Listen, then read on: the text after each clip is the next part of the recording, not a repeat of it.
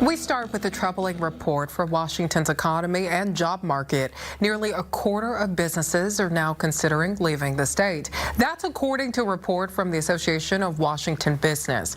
It found the state's employers are growing more pessimistic about the direction of the economy and looking to exit the state because of the rising tax burden. Over 400 employers were surveyed and 24% said they're looking to move their business. That's up from 17% in the previous quarter. 55% of employers said they're considering moving their personal residence to another state. That's up from 44% the previous quarter. The AWB points to the nearly $10 billion in new taxes passed in 2025, followed up by this year's so-called millionaire's tax. While the numbers are concerning, not all experts are sounding the alarm just yet. I'm joined by Seattle University economics professor Joe Phillips. Thanks for speaking with us. You're welcome. A pleasure to be with you. So let's say a quarter of businesses here in Washington left our state. How would that impact our local economy? Well, I think that's very unlikely to happen. I think there was a survey that came out earlier today that said 25% of the businesses were thinking about it. And the actual percentage that will actually do something within that 25% is probably pretty small. There will definitely be impacts coming from, recent policy moves, but I don't think it'll be to that extent. So that's some good news. Now, we never want a business to leave, but it's not going to be the end of the world for sure. What number would you say would we start to feel that impact? At what percentage point or what population point would we start to feel that? Well, 5 or 10% of your businesses start leaving your economy, that is definitely going to get people's attention. That will start to feel that in many different ways. Employees for sure. Customers will have fewer options. Governments will collect less tax revenue. I think it would start to get pretty significant and people would notice for sure. What are some of the economic challenges business owners here in Washington are currently facing? Well, in the survey that came out today, they are very concerned about a number of things. One is, in general, government policy, tax policy, government regulation. They're also concerned about energy prices. They're concerned about health care. There's a whole series of factors that, have them on edge. Some people are concerned that the economy is going to enter into a recession.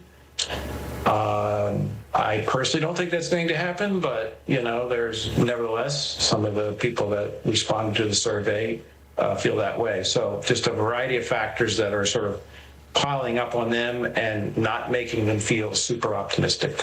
Well, what does this mean for the consumers? Could we see costs continue to climb? Well, I think, at the moment it doesn't mean much. We just have to kind of wait and see what happens, right? So, business owners are responding to, recent changes in policy.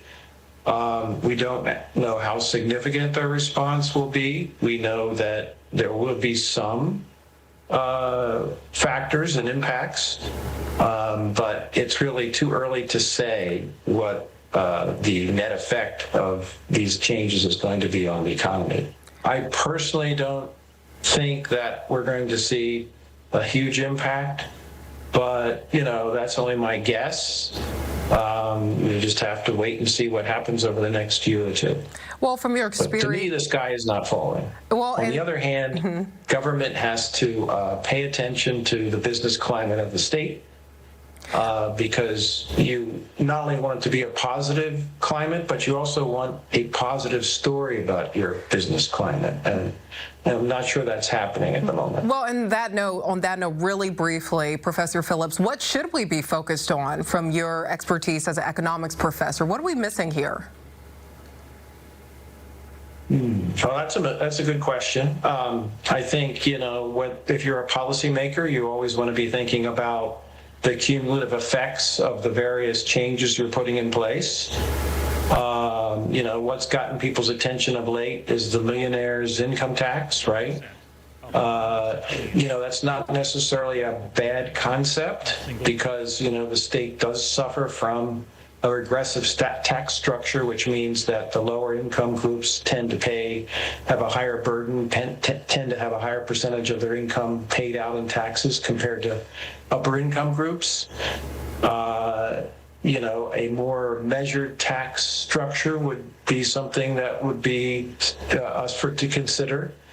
But I think that this particular tax was just set at too high a level, and that's contributing to some of the angst that people are feeling. So I think one thing is you've got to take a holistic look at all the factors that influence business, because you want a positive business environment to strengthen the economy, to strengthen our community. We're not going to do well without it. So it's something that we all need to pay attention to. Okay, Professor, thank you for your time. Thank you.